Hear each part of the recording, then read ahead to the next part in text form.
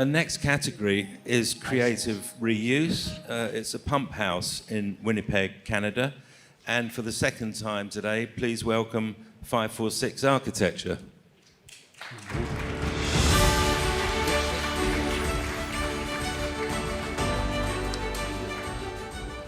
Good afternoon. My name is Johanna Herme, and you've already met my partner, Sasha Radulovic. This is Pump House, an adaptive reuse of historic pumping station into a mixed-use commercial building and 3 newly constructed housing blocks consisting of 96 low-end market rental suites. The century-old Pump House, a utility building that was built to house fire suppression pumps, sits at the edge of downtown and is used to face a service railway. The project is located in Winnipeg, a Midwestern slow-growth prairie city that is blue-collar, gritty, and suffers from a lack of density and dilapidation of the core, a city that still grows out as opposed to up. We started work on the project exactly 10 years ago, and it is a story of 3 major themes. It's about critical opportunism, meaning that we found the project and then convinced the private developer to take it on. Number 2 is an exercise in extreme frugality, of means, boiling things to their essence and using absolutely minimum resources. And 3, it's about career-long quests to build buildings that hold potential for city building through the inclusion of shared outdoor public space, especially rare in multifamily housing projects in North America. So by the time in 2014, the project was vacant for about 25 years. It was not functioning as anything, and the sites adjacent were abandoned. And we've learned that after 17 attempts at revitalization by different private and public entities, the city was willing to give it one more shot. And in the smaller cities, you know people, so we were able to get keys for the pump house within a day. Got in there, discovered that one of the primary reasons it never got developed was the fact that the pumps were occupying 100% of the space. And therefore, it was very difficult to find any usable square footage or space to build anything. And so but the other discovery that we made is that the 2 gantry cranes that are running alongside the length of the building in order to used to install the pumps were both rated for 20 tons. So with that information, we took to our engineer and said, wouldn't we be able to sling a floor using that capacity of the foundation? In our silty soils, the foundations are really critical part of the construction, and they take about 30% of the budget. And in this case, it was an unknown quantity. So by finding this rating, we actually unlocked the potential of the old building. Then we looked at the site outside of it and discovered there's 2 pieces of land that were adjacent to it. One that's about 13 meters deep between the road and the old heritage building, and one that is about 30 meters deep. And based on that, and based on the zoning regulations, where we knew we were going to fit somewhere between 6 and 7 stories of the building, we've sort of developed a financial and architectural pro forma at about 90,000 square feet or 8,000 square meters of residential space, another 15,000 square feet or about, 13,100 square meters, and of the building, and developed a detailed financial pro forma. You just see the executive summary, a few renderings, and approached our client with this information. And he looked at it and said, yes, this actually does make sense. And he said, as a matter of fact, I want to start right away. And so we've ended up doing 9 different tender sets and permit processes for it to be able to start right away. And after he built a new floor suspended inside the existing envelope, he decided to hire daily laborers, so unskilled labor, to develop the interiors of the historic building until the plans and approvals were obtained for the buildings on the other side. So the building is really built on what we could buy in a local hardware store. So it's steel studs that are used as a glass framing system. There is a corrugated metal and a concrete topping for the floor, sort of poor man's version of displacement ventilation, and fiberboard that's used as a finishing material to provide the acoustics and so on. The studs were intentionally spaced at 60 centimeters apart, enabling us to actually reduce the thickness of the glass that still acts as a a guard. So it's a 1/4-inch thick glass or 6 millimeters thick glass, very light. So it was actually they were able to install it themselves without specialized labor, and the glass is held in place with stiffening bars, all painted in black. Framing, the floor is not filling the space 100%. We were able to open skylights and frame the 2 gantry cranes, and then use the residual space as exiting. So there's no sprinklers in this building, and there's no enclosed exits, which in North America you're typically requiring to put into the enclosed concrete spaces, and that took a fair bit of finagling through the building code and so on. So the part and parcel of the experience in the building is passing by the pumps, passing by the history, passing through the history to get to the spaces. That same approach to frugality and understanding of how one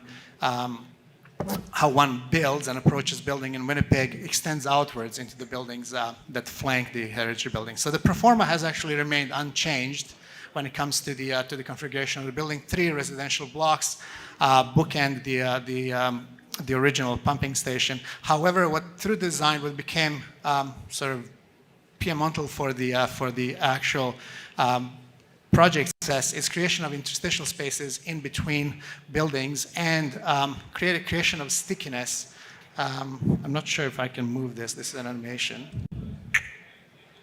Okay, here it goes. And sort of creating stickiness around the block. So after we figured out a way to inhabit the heritage building with the suspended floor and putting a restaurant on the ground floor on one side, then we got into developing the circulation. And sort of in a slow growth city, you don't have the pressures that you would have in a bigger city. So we're kind of creating a series of placeholders, not only interior but exterior, and trying to make sure that people that live there and people that work there and ordinary citizens coming to visit all rub shoulders through a variety of circulations. So the circulation is typically part and parcel of all the public spaces. So here you can see publicly accessible exiting, hovering above one of the covered plazas that provides views into or towards the heritage building. And then on the right-hand side, you can see on the right-hand side, you can see some of the found space on top of the roof of the parkade underneath the building. On the opposite end of the building is an amphitheater that's being used by local festivals.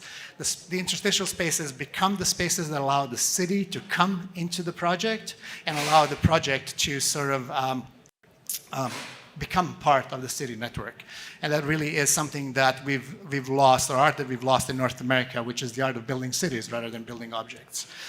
When it comes to residential buildings, the genesis was really on the narrow site where we had to fit an apartment block in order to make the project work, fit an apartment block in a 13-meter depth. And those inadvertently became single-loaded apartment block.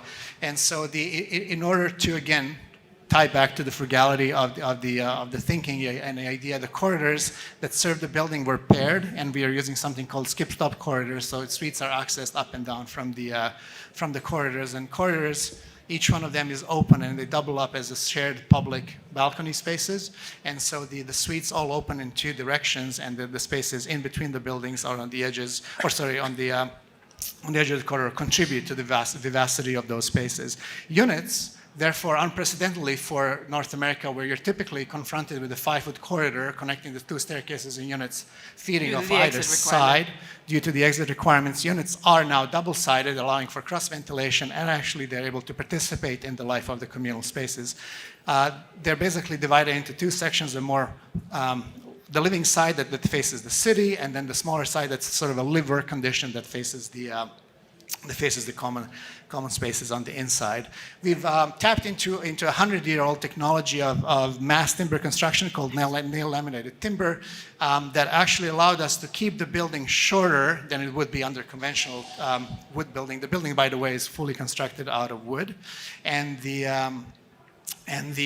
that technology allowed us to reduce the floor thickness from about 50 centimeters to 15 centimeters. So we're not only able to save on the envelope, but squeeze in an extra floor into the zoning envelope for the area. So that wood then brings the warmth and something that's usually not found in the in North American apartments with drywall rules. The warmth of the wood is obviously visible in a very simple 5x7 grid of the prefabricated floors and walls and the bathroom pods. There's a rich variety of units. There's one-story units, two-story units, one-bedroom units, bachelors, two-bedroom units, and three-bedroom units in the building. And the building apartment block is flanked by 2 exit staircases. On the opposite side is where the community happens. The building is kind of inverted inside out, where what you would expect the corridors to be hermetically closed, they're open and part and parcel of the life in the city and the life with your neighbors. So you have conditions in the corridor where you can actually see 16 to 20 doors, which is quite uncommon for an apartment building, and you get to know your neighbors. At the end of those walkways, at the end of the communal spaces, are the staircases that are perching above the property lines into the right-of-way, and they're not only echoing the heritage of the fire escapes that are found throughout the heritage district in the city, but at the same time they enable views outwards. And maybe as a analogy, the corrugated metal, perforated in this case, has been stretched to its maximum to functionally act as a guardrail, but also as a screen to the building. And it results in an extremely frugal, efficient outcome reminiscent of the utilitarian use of the original pump house and its historic warehouse district in which it's located in. Thank you.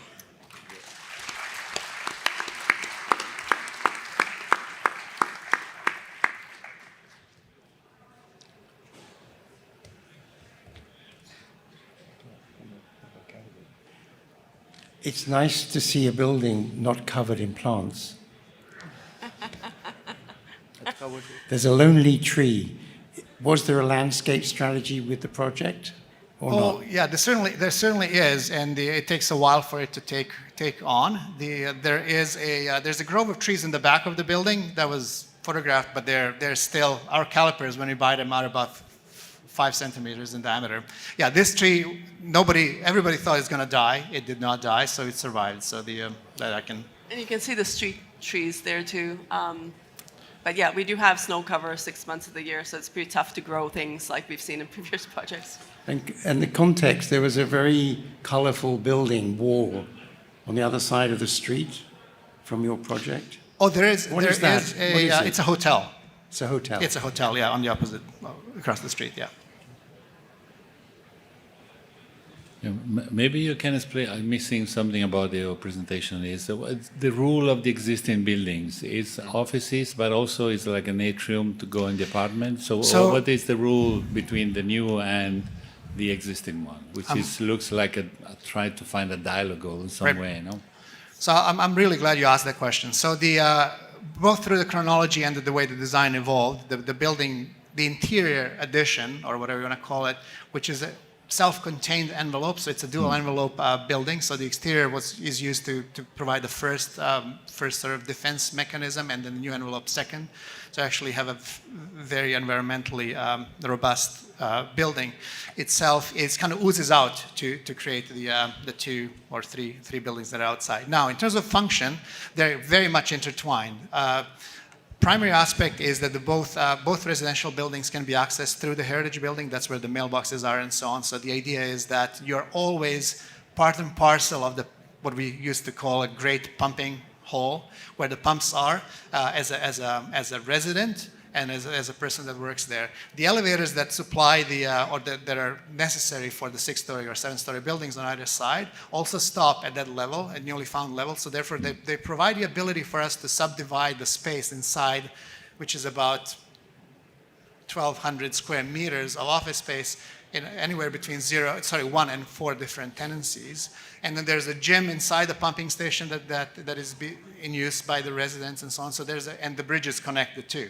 So there's a dialogue, visual dialogue, programmatic dialogue, functional dialogue, and and the city, sort of living in the city kind of dialogue. One of the things that did maybe not come out in our presentation is the fact that in Winnipeg, about 80% of people live in single-family houses, and out of that, about 80% have detached garages if they have a garage. So this idea of leaving your home and entering the exterior, harsh environment, if you wish, is quite common. So that's the first question that people ask is like, how do people enjoy walking out? But what you're confronted with as you leave your suite is a city, and it's an unprecedented view of the city. And that is one of the things that we experimented in other projects, and here really brought it to its hype, which is the idea that you are part and parcel of the city, and we need people moving inside the building, I should say outside on the walkways in order to animate the city, because the city has, unlike where you live, has actually the opposite feeling. There's very few people on the street. I understand. Yeah. I think the dialogue that has been created in this picture, the connection is great. Thank you. Thank you. Thank you. Thank you That's very it. much. Thank you very All much. right.